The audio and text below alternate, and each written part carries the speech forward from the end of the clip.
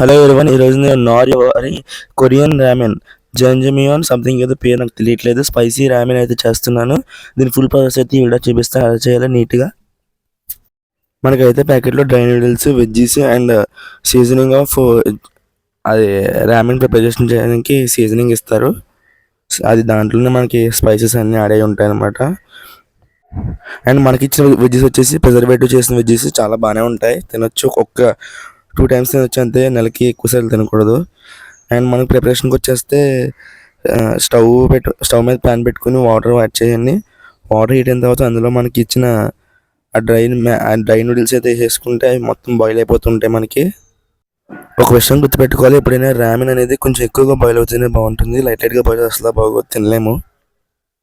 మనం both sides boil చేసిన తర్వాత మనకి ఇలా వస్తుంది. అప్పుడు మనం ఇచ్చిన ఇవి వచ్చేసరి కదా వెజ్జెస్, ఇవి అలా ఉంటాయి, అవి అయితే యాడ్ చేసుకోవాలి మ్యాగీలో, అదే ఆ రామెన్లో. మనం ఇలా మిక్స్ చేసేసుకోవాలి శుభ్రంగా. మొత్తం అందులో ఉన్న వెజ్జెస్ అన్నీ కలిసేలాగా బాగా బాయిల్ అయ్యేదాకా. తర్వాత ఇచ్చిన సీజనింగ్ అయితే యాడ్ చేయాలి. ఈ సీజనింగ్ అయితే ఇంకోండి కలర్ అయితే ఇలా ఉంటుంది. ఇది వచ్చేసి బ్లాక్ బీన్ నుంచి తయారు చేసిన పౌడర్ అనమాట. దీన్ని మనం బాగా తిప్పేసుకుంటే ఎలా బాగా మిక్స్ చేసుకుంటే ఆ సీజనింగ్ అనేది మొత్తం నెట్లకి పడుతుంది మనకి.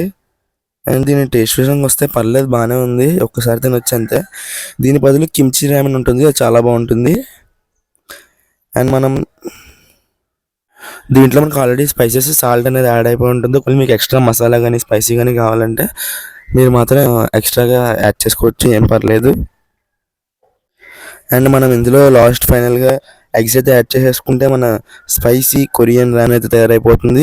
కానీ రియల్ రామెన్ అయితే కాదు, ఇది మామూలుగా మన ఇండియన్ స్టైల్ రామెన్. ఒరిజినల్ రామెన్ కావాలంటే డైరెక్ట్గా మనం కొరియన్ కానీ జపాన్ కానీ ఎంత రాసిందే. సబ్స్క్రైబ్ చేసుకోండి, నెక్స్ట్ వీడియోకి వద్దాం.